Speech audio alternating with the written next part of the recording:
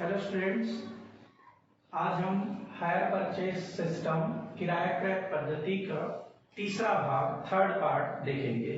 इससे पहले दो पार्ट और आ गया। फर्स्ट पार्ट में हमने बताया था कि हायर परचेज सिस्टम क्या होता है, उसका अर्थ क्या है और साथ ही उसमें यूज होने वाले टर्मिनोलॉजी और क्रेता और विक्रेता को हायर परचेज सिस्टम से क्या लाभ है और क्या क्या हानियां हैं उसके बारे में अध्ययन किया। जबकि दूसरे भाग में हमने देखा कि किराया क्रय पद्धति में किस विधि से या किस तरह से हम ब्याज की गणना करते हैं और उसके 4 विधियां हमने वहां पर देखा था। अब हम आते हैं किराया क्रय पद्धति के अंतर्गत लेखांकन में, accounting under hire purchase system. ठीक है, अब जब लेखांकन की बात आती है, पंजी प्रविष्टि लेजर पोस्टिंग की बात आती है किराया क्रय पद्धति के अंतर्गत, तो यहाँ पर 2 कैटेगरी में डिवाइड किया जाता है वस्तुओं को। पहला आता है इसमें अधिक मूल्य की वस्तुएं, गुड्स ऑफ कंसिडरेबल वैल्यू, और दूसरा आता है कम मूल्य की वस्तुएं, गुड्स ऑफ स्मॉल वैल्यू। तो यहाँ पर पहले पॉइंट को लेते हैं, अधिक मूल्य की वस्तुएं क्या है। तो अधिक मूल्य की वस्तु में जैसे मोटर कार आ जाता है, ट्रक है, प्लांट एंड मशीनरी है, कंप्यूटर्स है, इन सब चीजों को शामिल किया जाता है। और इसका लेखांकन इस प्रकार किया जाता है कि प्रत्येक वस्तु पर अलग अलग लाभ की राशि हम ज्ञात कर सके। किराया क्रेता एवं किराया विक्रेता की पुस्तकों में इसका लेखांकन किया जाता है। दोनों पक्षों में इसके पंजी प्रविष्टि करेंगे। कम मूल्य की वस्तुएं जो होती है उसमें घड़ी है, रेडियो है, या फिर साइकिल है या सिलाई मशीन है, इस तरह के वस्तुओं का क्रय विक्रय का उल्लेख कम मूल्य की वस्तुओं के अंतर्गत किया जाता है। अब हम आते हैं अधिक मूल्य की वस्तु को पहले देखते हैं। पहला पॉइंट में, अधिक मूल्य की वस्तुएं अगर हायर परचेज सिस्टम से खरीदा या बेचा जाता है तो क्रेता और विक्रेता की पुस्तक में किस तरह से पंजी प्रविष्टि की जाएगी या जर्नल एंट्री की जाएगी। तो यहाँ पर हम पहले ले रहे हैं क्रेता की पुस्तक में किस तरह से पंजी प्रविष्टि होती है। तो क्रेता की पुस्तक में जब पंजी प्रविष्टि करेंगे हम, तो यहाँ पर भी 2 विधि है। एक आता है संपत्ति उपार्जन विधि, पहला पॉइंट आता है संपत्ति उपार्जन विधि, एसेट्स एक्रूवल मेथड, और दूसरा आता है इसमें उधार क्रय विधि। ठीक है, तो पहले हम देखते हैं पहला पॉइंट को कि संपत्ति उपार्जन विधि क्या है। तो संपत्ति उपार्जन विधि में नगद मूल्य के भुगतान के साथ साथ ही संपत्ति का मूल्य धीरे धीरे लेखांकन पुस्तकों में बढ़ता जाता है। या यूं कहा जाए कि यहाँ पर हम एक साथ उसके नगद मूल्य की प्रविष्टि नहीं करते हैं, बल्कि जैसे जैसे हम विक्रेता को भुगतान करते जाते हैं, क्रेता उसकी पंजी प्रविष्टि करते जाता है। इसमें प्रत्येक किस्त में सम्मिलित नगद राशि से ही संपत्ति का मूल्य को हम बढ़ाते हैं। और इस विधि के अंतर्गत पहला जो एंट्री करेंगे क्रेता की पुस्तक में, वो सुपुर्दगी के समय होगा। सुपुर्दगी की राशि देय होने पर जिस समय कॉन्ट्रैक्ट होता है उसी समय कुछ राशि देने का निश्चय कर लिया जाता है क्रेता के द्वारा विक्रेता को। तो जो राशि निश्चित किया जाएगा उसी राशि से संपत्ति खाता वितरण करेंगे, एसेट्स अकाउंट डेबिट टू विक्रेता खाता से या टू हायर वेंडर से। ठीक है, फिर इसके बाद दूसरा पॉइंट, जब जो हमने कॉन्ट्रैक्ट में डिसाइड किया कि कितना अमाउंट पेमेंट करना है, वही राशि यहाँ पर पेमेंट करते समय एंट्री में लेंगे और हायर वेंडर अकाउंट डेबिट हो जाएगा, जो माल बेच रहा है वो डेबिट हो जाएगा टू कैश और बैंक अकाउंट से। फिर हम आते हैं किस्त की राशि दे होने पर। किस्त की राशि जिस समय ड्यू होगा उस समय हम एंट्री पास करेंगे, assets account debit, interest account debit to hire vendor account. ठीक है, कितना ब्याज देना है, कितना हमको आउटस्टैंडिंग कैश प्राइस का अमाउंट पे करना है, यानी कि अदत्त मूल्य की राशि का भुगतान करना है, वो दोनों अमाउंट यहाँ पे आएगा। और फिर उसके बाद हायर वेंडर अकाउंट को यहाँ पर क्रेडिट करेंगे। जब हम पहली बार किस्त का भुगतान करेंगे जिस डेट पे, उस डेट पे एंट्री होगी hire vendor account debit to cash account. फिर आते हैं साल के आखिरी में आपको एंट्री करनी होती है संपत्ति पर हरास लगाने के लिए। जो संपत्ति क्रेता ने खरीदा है या जो एसेट्स खरीदा है उस एसेट्स पे वो डेप्रिसिएशन चार्ज करेगा, तो depreciation account debit to assets account हो जाएगा। हरास की राशि और ब्याज की राशि, हरास का अमाउंट और ब्याज का अमाउंट जो आएगा उन दोनों अमाउंट को लेकर के हम उसको लाभानी खाते में अंतरित कर देते हैं। जब प्रॉफिट लॉस पे ट्रांसफर करेंगे तो आप देख रहे हैं दोनों अकाउंट ऑलरेडी डेबिट है, तो ये दोनों अकाउंट क्रेडिट हो जाएगा, यानी कि प्रॉफिट लॉस अकाउंट डेबिट होगा to depreciation account to interest account. ठीक है, ये 6 एंट्री आप प्रथम वर्ष में करेंगे। जिस साल कॉन्ट्रैक्ट होगा, जिस साल संपत्ति को क्रेता खरीदेगा, उस साल ये 6 एंट्री वो पास करेगा अगर वो डाउन पेमेंट करता है तो। ठीक है, पहला 2 एंट्री डाउन पेमेंट के टाइम जिस डेट पे कॉन्ट्रैक्ट हुआ उस डेट पे, सेकंड के बाद थर्ड और फोर्थ एंट्री जो है वो तब करेगा जब पहला इंस्टॉलमेंट ड्यू और पेमेंट होगा। जब जब होगा ये 3 महीने में भी हो सकता है, 6 महीने में भी हो सकता है, वार्षिक भी हो सकता है। तो 6-6 महीने में होगा या 3-3 महीने में होगा तो ये 2 एंट्री हर 3 महीने में रिपीट होगा। साल के आखिरी में जो भी ईयर है, फाइनेंशियल ईयर है या कैलेंडर ईयर है, तो साल के आखिरी में ये 2 लास्ट वाली एंट्री होंगे, हर साल होगा। और ये 2 एंट्री डेप्रिसिएशन और प्रॉफिट लॉस और डेप्रिसिएशन अमाउंट को ट्रांसफर करने के लिए हो जाएगा। एक डेप्रिसिएशन चार्ज करेंगे और दूसरे में डेप्रिसिएशन और जो आपका इंटरेस्ट अमाउंट है उसको प्रॉफिट लॉस में ट्रांसफर करेंगे।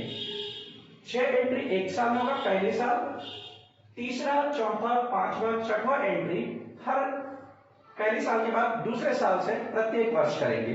मतलब कहने का तात्पर्य है first year 6 entry, second year 4, अगले साल 4, ऐसे वो होते जाएगा। और ये तब तक एंट्री आप करेंगे जब तक कि संपत्ति का पूरा मूल्य क्रेता विक्रेता को पेमेंट नहीं कर देता। ठीक है, तो ये तो रहा संपत्ति उपार्जन विधि के अंतर्गत पंजी प्रविष्टियां। अब आते हैं इसके बाद हम क्रेता की पुस्तक में ही उधार क्रय विधि के अंतर्गत पंजी प्रविष्टियां कैसे करते हैं। चलिए अब चलते हैं सेकंड मेथड में, उधार क्रय विधि, क्रेडिट परचेज सिस्टम या मेथड। क्रेडिट परचेज मेथड में क्रेता की पुस्तक में ही पंजी प्रविष्टि करेंगे। और उधार क्रय होता क्या, तो उधार क्रय में जैसे माल बेचते हैं उसी समय पूरी राशि से एक बार में हम संपत्ति खाते को डेबिट कर देते हैं। ठीक है, तो उधार क्रय में एक बार में डेबिट हो जाता है, जबकि उपार्जन विधि में हम धीरे धीरे करके संपत्ति की वैल्यू को बढ़ाते हैं। बस इतना ही डिफरेंस है और ज्यादा कुछ नहीं है इसमें। तो चलिए, संपत्ति के नगद मूल्य से जितना उसका कैश प्राइस है कॉन्ट्रैक्ट के टाइम, उतनी राशि से हम एंट्री करेंगे assets account debit to hire vendor account. मतलब विक्रेता का खाता क्रेडिट कर देंगे यहाँ पे, और संपत्ति चूंकि हम खरीद रहे हैं इससे डेबिट हो जाएगा। अनुबंध के समय हम कुछ राशि का भुगतान करते हैं जो डाउन पेमेंट कहलाता है। तो यदि हमने कोई डाउन पेमेंट किया है तो डाउन पेमेंट करने के लिए एंट्री हो जाएगा hire vendor account debit to cash और बैंक अकाउंट। ये 2 एंट्री जिस समय अनुबंध होगा उस समय करेंगे। उसके बाद ब्याज की राशि दे होने पर, जिस डेट पे ब्याज देना होता है, चाहे 3 महीने में हो, चाहे 1 महीने में हो, चाहे 1 साल में हो, तो जिस डेट पे भी ड्यू होगा उसका इंटरेस्ट, उस डेट पे हम एंट्री पास करेंगे interest account debit to hire vendor account. उतने समय का ब्याज लगेगा। और फिर जितने समय का ब्याज दे रहा है उसके बाद तुरंत हम किस्त का भुगतान करते हैं ब्याज सहित। तो जब हम किस्त का भुगतान करेंगे तो hire vendor account debit to cash और बैंक अकाउंट हो जाएगा। साल के आखिरी में जैसे हमने पहले मेथड में किया था, संपत्ति पर ह्रास अपलिखित करते हैं, डेप्रिसिएशन चार्ज करते हैं। तो जब डेप्रिसिएशन चार्ज करेंगे तो depreciation account debit to assets account हो जाएगा यहाँ पर। ठीक, और फिर उसके बाद साल के आखिरी में डेप्रिसिएशन अमाउंट और इंटरेस्ट अमाउंट को हम ट्रांसफर करेंगे कहां पर, प्रॉफिट लॉस अकाउंट में। और जब प्रॉफिट लॉस अकाउंट में ट्रांसफर करेंगे तो जैसे हमने फर्स्ट कंडीशन में 6 एंट्री पास किया था, सेम एंट्री यहां पर भी हो जाएगा, profit loss account debit to depreciation account to interest account. ठीक है, तो बेसिकली यहाँ पर बहुत ज्यादा डिफरेंस नहीं है। वहां पर संपत्ति के मूल्य को धीरे धीरे बढ़ाते हैं पहले विधि में या उपार्जन विधि में, जबकि उधार क्रय विधि में एक ही बार में पूरे अमाउंट को ले लिया जाता है। ठीक, ये 2 एंट्री साल के शुरू में होगा, पहली साल होगा, पहली साल पूरे एंट्री करेंगे, लेकिन दूसरे साल ये 2 एंट्री नहीं होंगे, तीसरा, चौथा, पांचवा और छठवा एंट्री आप नेक्स्ट ईयर या सेकेंड ईयर से स्टार्ट करेंगे। तो पहली साल 6 एंट्री और दूसरे साल 4 एंट्री आपको करना होता है। जितने साल तक के लिए हायर परचेस सिस्टम से माल बेचा गया है उतने साल के लिए एंट्री होती रहे। चलिए, दोनों विधि से आपको पंजी प्रविष्टि अब समझ में आ गया होगा। संपत्ति उपार्जन विधि से किस तरह से पंजी प्रविष्टि करेंगे और उधार क्रय विधि में किस तरह से पंजी प्रविष्टि की जाएगी। ठीक, पंजी प्रविष्टि के बाद क्रेता की पुस्तक में हम बनाते हैं लेजर या खाता बही। तो खाता बही जब बनाते हैं तो क्रेता की पुस्तक में मुख्यतः 4 खाते बनाए जाते हैं। एक होता है संपत्ति खाता, एसेट्स अकाउंट, दूसरा होता है हायर वेंडर अकाउंट, विक्रेता का खाता या किराया विक्रेता का खाता, तीसरा होता है हरास खाता, डेप्रिसिएशन अकाउंट, और चौथा होता है ब्याज खाता, इंटरेस्ट अकाउंट। ठीक है, तो डायरेक्ट 4 खाते भी आप बना सकते हैं अगर क्वेश्चन में कहा गया है लेजर बनाने के लिए। तो पंजी प्रविष्टि आपको याद रखना पड़ेगा, उसी के बेस पे लेजर बनेगा। अब सवाल ये उठता है कि संपत्ति उपार्जन विधि जो मैंने पहले बताया, एसेट्स एक्रूवल मेथड, और दूसरा है उधार क्रय विधि, ये दोनों विधि में से कौन सी विधि को अपनाना चाहिए या कौन सी विधि श्रेष्ठ है। तो इस प्रश्न के लिए सिर्फ इतना ही कहा जा सकता है कि किराया क्रय पद्धति के दृष्टिकोण से संपत्ति उपार्जन विधि ज्यादा श्रेष्ठ मानी जाती है, किंतु लेखांकन की दृष्टि से अगर हम देखें तो उधार क्रय विधि ज्यादा आसान है। ठीक, तो यहाँ पर जब तक प्रश्न में कुछ संकेत ना दिया हो तो आप संपत्ति उपार्जन विधि से पंजी प्रविष्टि करेंगे, वही श्रेष्ठ माना जाता है।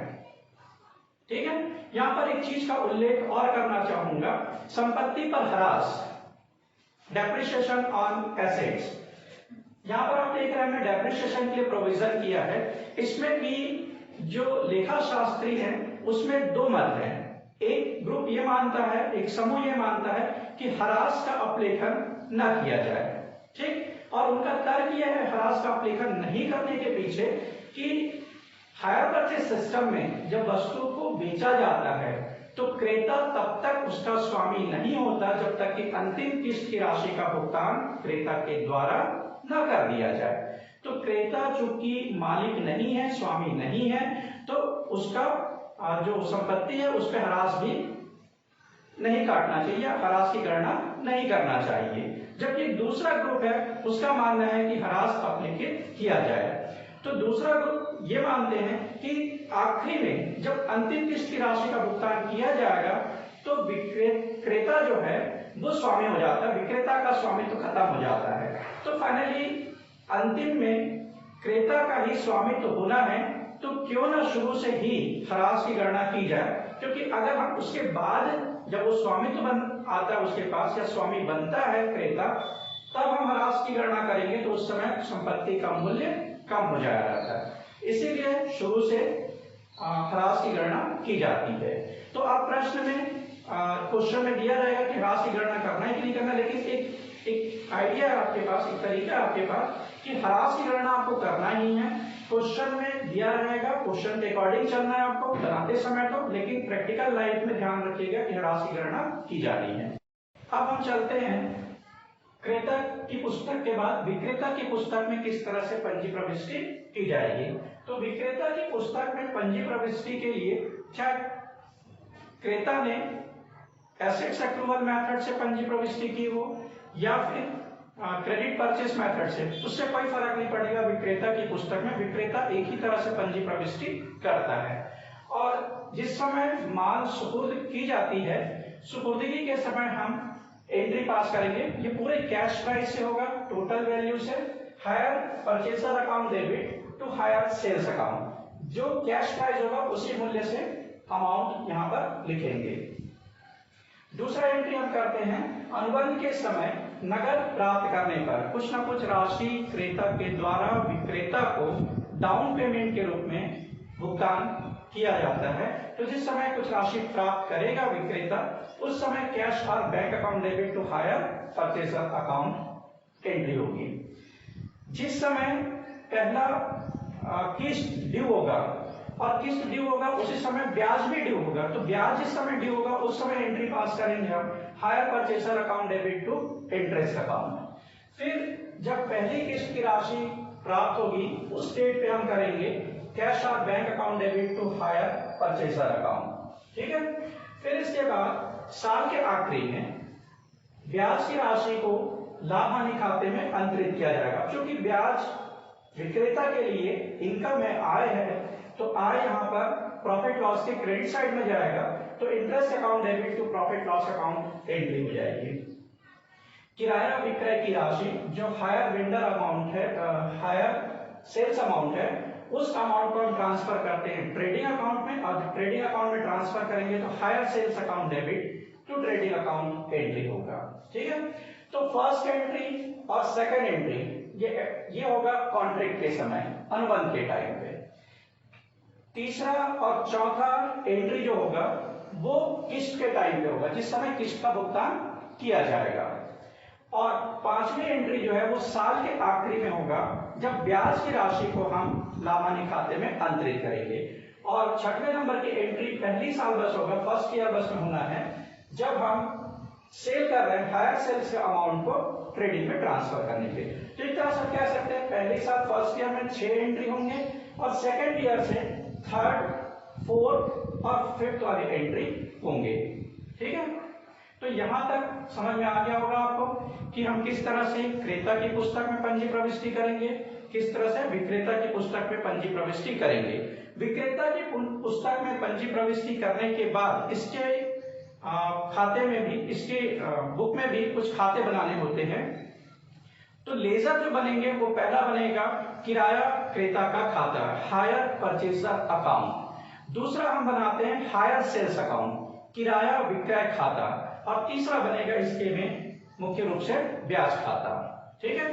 तो यहाँ पर हमने आज समझा कि क्रेता की पुस्तक में किस तरह से पंजी प्रविष्टि होगी, विक्रेता की पुस्तक में किस तरह से पंजी प्रविष्टि होगी और किस तरह से खाते रखे जाएंगे।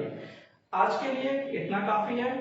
अगले बार फोर्थ जो भाग, चौथा जो पार्ट होगा, चौथा भाग जो होगा, उसमें हम देखेंगे कि नगद मूल्य की गणना कैसे करते हैं, ठीक है। Okay, thank you.